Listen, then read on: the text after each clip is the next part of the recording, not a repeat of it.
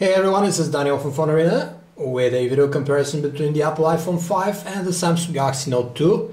These two currently are the best representatives of what devices iOS and Android can come up with. It is very easy to argue for the choice of materials both handsets have taken. Apple shapes the iPhone towards exuding a more premium feeling, as it is also a status symbol or social statement for many. The previous edition was somewhat heavy for its size because of the all-glass construction, but now the iPhone 5 we have is an amazingly thin and light handset for something made out of glass and aluminum. We also finally have an iPhone for those who wanted one but were on the fence, as a 3.5-inch screen just didn't cut it for them. The larger 4-inch display of the iPhone 5 is fit into a more elongated device now, which is still very palm-friendly and allows easy operation with just one hand. Nicks and scuffs are the biggest gripes with the usual 30-year redesign, and Apple is reportedly cracking down hard on production lines to remedy those teething problems. Galaxy Note 2, on the other hand, is a behemoth of a handset still, despite its slightly thinner and narrower body than what we had with the original Note.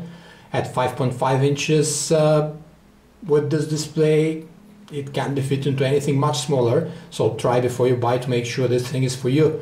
Samsung's handset is made of polycarbonate plastic, and it is easy to deduce why the Koreans didn't go with the more premium materials like metal or glass. The phone is comparatively light for a 5.5-incher, but still heavy enough for a notable presence in your hand or pocket anyway. The Note 2, however, has the design advantage it comes with a non-unibody chassis, allowing you to easily swap SIM cards, batteries, or expand your storage via microSD slot. It also has that sweet stylus tucked in the lower right corner. Very easy to write with, better than on the first Note. As for one-handed operation, it is not impossible, as Samsung provides ways to scooch the on-screen keyboard or the dialer, for example left and right, within thumb reach, yet the iPhone 5 can be beat here, as we're talking a 5.5-incher versus a 4-inch handset. The 5.5-inch 1280 by 720 pixels display on the Note 2 is the best HD Super AMOLED screen that Samsung has produced, meaning that it largely dispenses with the weak points in such screens so far. It sports 3 sub-pixels per pixel now, ditching the pentile matrix arrangement. As you can see, solid colors look really well now, like in the battery icon. And it also has warmer colors than previous AMOLEDs. It is the brightest of the bunch too, aiding sunlight visibility. The Apple iPhone 5's 4-inch 640 by 1136 pixel screen, however, has higher pixel density, 326 ppi versus the Note 2's 256, and is also much brighter at north of 550 nits, yet with lower 4.6% reflectance ratio. These last two numbers make what is quite possibly the best mobile screen for use outside. Granted, we have phones with up to 1000 nits brightness like the Xperia P or the Nokia 701, but that low screen reflectance of the in-cell touchscreen on the iPhone 5 is really appreciated when under direct sunlight, where the Note 2 fares much worse even in its outdoor visibility mode. As far as colors go, the devices take a different approach, with the iPhone 5 covering almost perfectly the standard sRGB color gamut, whereas previous iPhones were able to present a more limited range. On the Note 2 we cover a larger range than standard, hence have the typical for AMOLED screens oversaturated, incorrect colors. The AMOLED display can be set in different modes though, so the colors can be subdued or made even more dynamic than the normal mode. Prettifying your movie watching sessions is available as well. Both handsets sport excellent viewing angles, and the choice will ultimately come down to which screen size and respectively phone size you prefer to carry around. We admit that this great 5.5-inch screen that the Note 2 sports is very tempting when it comes to stylus-induced productivity and also for long browsing sessions and movie watching. But it is not everyone's cup of tea, plus a larger display in the iPhone world is something many fans have been clamoring for a good while now, and Apple delivered it to them. Let's have a look at the interfaces now on the iPhone 5 and the Galaxy Note 2. Both the Apple iPhone 5 and the Galaxy Note 2 run the latest versions of their respective mobile operating systems, iOS 6 and Android 4.1 Jelly Bean. Jelly Bean introduces iOS-like fluidity in the interface, making it run with 60 frames per second, but it also leverages Google's vast knowledge base of people, places, and events by introducing the Google Now Virtual Butler. Google Voice also got an overhaul to the extent that it is now faster and more precise than iPhone's Siri voice-controlled assistant, the one which started the mad rush for natural language recognition. Weather in New York. It's 47 degrees and clear in New York. The interface, looks and functionality on the iPhone 5 are very clean and simple to operate, yet more limited than the Nature UX overlay on top of Android Jelly Bean that we find here in the Galaxy Note 2. Android's big plus is also its widget system, allowing you to spread and interact with all the info you need for your daily routines on a home screen or two, available with a simple glance right after unlocking.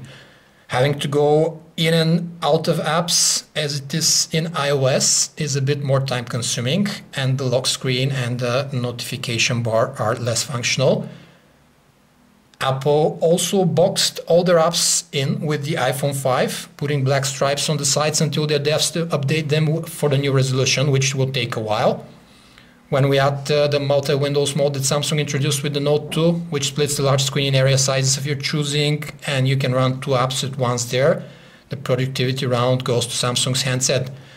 Perhaps the most overlooked functionality of iOS 6 is this here passbook, which allows for people carrying the iPhone to pay for stuff, check in, or take advantage of promotions with just a handset.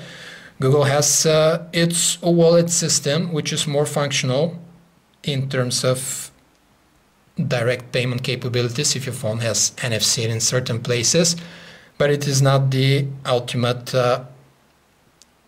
mobile payment hub eye candy the way Passbook is. Google, on the other hand, has better default Maps navigation app, whereas Apple Maps, despite its lower data consumption, has its share of teething problems that iPhone 5 owners might have to wait for a while to be improved upon. Both Google and Apple don't offer true offline navigation and voice guidance though, so you might have to splurge for a third-party app anyway if you're often on the road. Apple uses a manually designed 1.3 GHz dual-core H6 processor with its own core architecture that sits in between Cortex-A9 and the newest Cortex-A15 instruction set, making it the second company after Qualcomm to use homebrew processor cores tailored to its own needs and optimizations. The Galaxy Note 2 is equipped with a souped-up quad-core Exynos 4412 that is clocked at 1.6 GHz and is a predominantly Cortex-A9 endeavor. The GPU is ARM Mali 400, whereas the iPhone 5 utilizes tri-core PowerVR graphics for the 3D tasks. Which one is faster or marginally better will leave for the benchmark geeks to decide, but can attest that both are powering the respective interfaces and also any app thrown at them with ease, and both are made with Samsung's 32 nanometers process, so they're quite frugal. The iPhone 5 has 1 GB of RAM, while the Note 2 sports 2 GB of the thing, and both have the basic version starting with 16 GB of internal memory, going up to 32 or 64 GB variants. The Note 2, however, sports a microSD slot for cheaper storage expansion. Let's wait and see what browser benchmarks will show here. The iPhone 5 scored some record benchmarking points when its browsing prowess was tested, and its Safari browser is indeed very snappy and seamless. As you can see, a pretty close score for the Apple iPhone 5 and the Note 2 in this browser benchmark suite. 179,000 almost versus 186,000, but still the iPhone 5 has a little bit of the upper hand here, showing how well optimized is the new A6 processor. The Apple iPhone 5 scored some record benchmarking points when its browsing prowess was tested, but the Note 2 is not much far behind. The Safari browser is indeed very snappy and seamless. The reader option here is very useful to remove all the fluff from a web page and only leave it with the text to read. Our main gripe with Safari is the limited kinetic scrolling inertia when you flick your finger compared to the default settings on Android, which make the page fly by, as you can see. Galaxy Note 2's browser is also very fast and a joy to use, plus it has the added benefit to be used on a large 5.5-inch screen and with a stylus when you need things marked or cropped, which can add a lot to the experience. The AMOLED display drains times more power than LCD when displaying white, as in most website backgrounds, so it is good that Samsung provided a beefy battery, making the Note 2 last just an hour and change shorter than the iPhone 5's record 10-hour browsing sessions. Both browsers don't support Adobe Flash, so tough luck if you need a website where it runs rampant. You can sideload it on the Note 2 though, whereas on the iPhone 5 you can't. Samsung paired its Exynos 4412 processor with LTE for the first time in the Note 2 for some US carriers, and the iPhone 5 sports a multi-mode LTE baseband radio too. But given the rack-tack LTE frequencies around the world, both handsets have different versions for different carriers. They can also run on 42 megabits per second HSPA plus 4G networks worldwide and have an abundance of connectivity options, save for NFC, which is absent on the Apple iPhone 5. The picture and video gallery on the Note 2 takes good advantage of the large display, splitting the screen with folders on the left here for faster navigation, and it also has richer editing capabilities built into it for the pictures. The music players on both devices offer tune categorizations and minimalistic interface with more functionality offered by the Note 2 via sound modes and equalizer presets that are built into the player interface, not separate in the settings like it is on the iPhone 5. The loudspeakers are of excellent quality on both devices. Very strong, as you can hear, on the iPhone 5. And very strong on the Note 2 as well.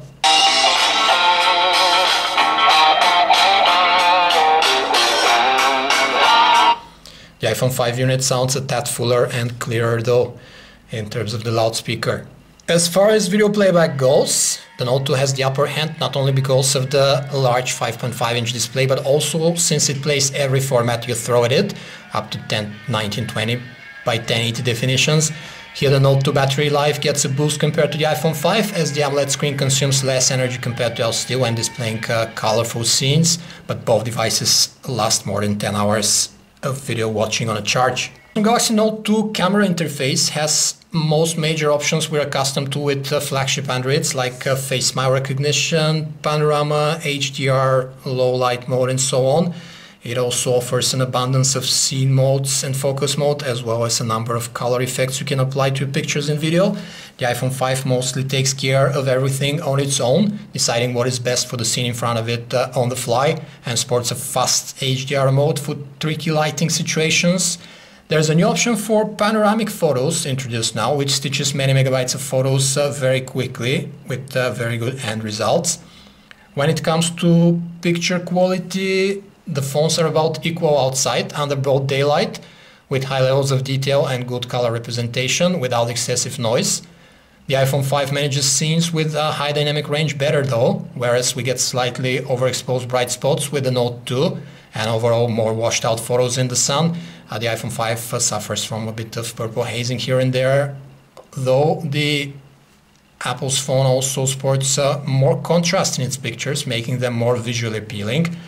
The 1080 videos from the iPhone 5 and the Note 2 fly smooth with 30 frames per second inside and outdoors and exhibit the same great amount of detail and crisp focus as the still scenes with no visible artifacts or skipped frames. Yet the iPhone 5 footage comes with a bit higher contrast and looks less washed out in the bright sunlight. There will be very few undecided voters who are on the fence when it comes to the iPhone 5 or the Note 2. The phones are with such unmistakable individuality that considering one before the other would be either because of sheer curiosity or because one serves your intended purposes better.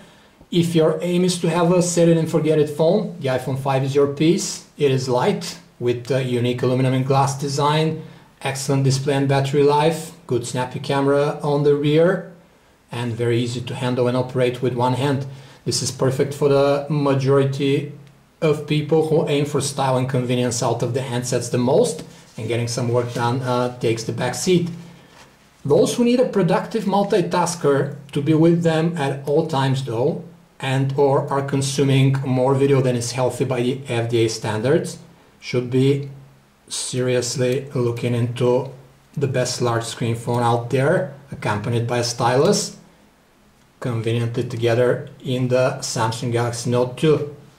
This was a video comparison between the Apple iPhone 5 and the Samsung Galaxy Note 2.